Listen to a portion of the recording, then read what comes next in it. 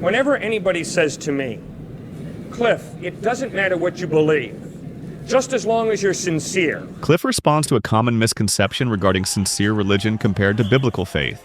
Take your pens and pencils. You're going to have to write some notes down.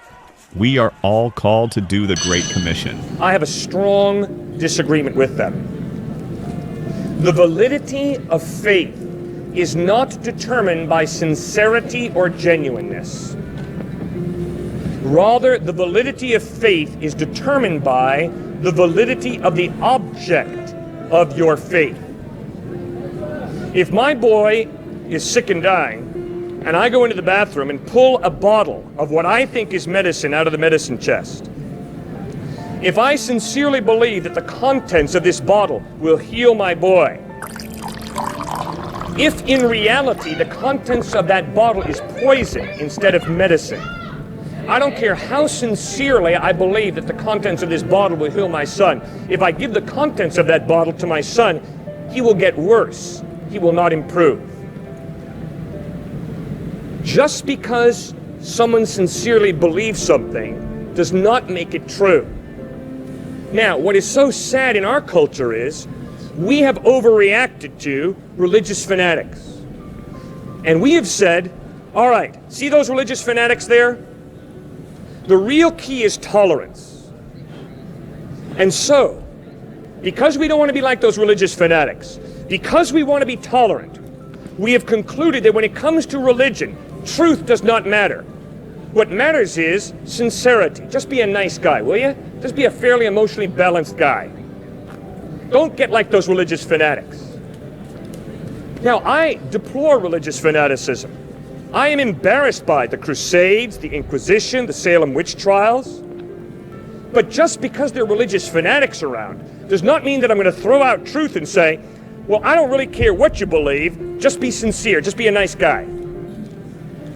No, I as a human being am concerned about truth, reality. I don't want to live in la-la land. So, the validity of faith is not determined by its sincerity. I would never question the sincerity of a Shiite Muslim who drives a truckload of dynamite in a Marine barracks in Beirut. Incredibly sincere, probably more sincere than I am. But I am convinced the object of the Shiite Muslim's faith is not reliable. That is why I would plead with the Shiite Muslim, the member of Heaven's Gate, consider Jesus Christ.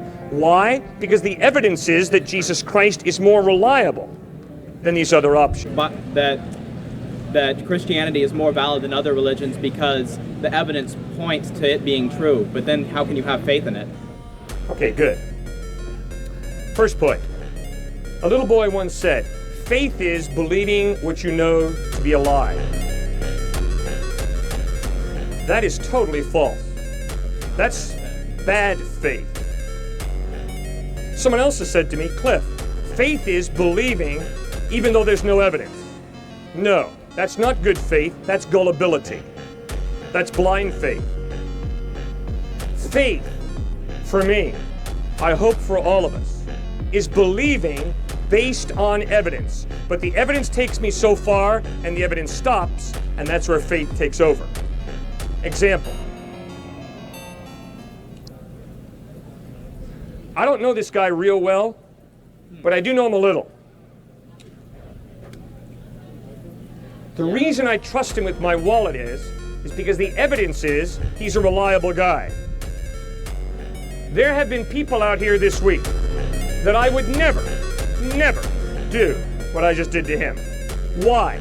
Because the evidence is he's responsible, the evidence is he's responsible, the evidence is these other rascals out here are highly irresponsible. I believe in Jesus Christ, not because the evidence is he's irresponsible. I believe in Jesus Christ because the evidence is he is highly responsible. He is highly trustworthy. And that's what Paul argues in 1 Corinthians 15.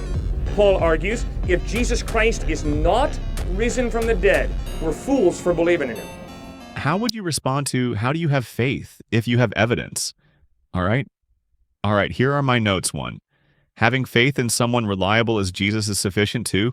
Look at the evidence, make sure it is reliable. 3. Faith is action satisfying the hope and ambition with knowledge, then acting upon it. Don't be a hearer, be a doer.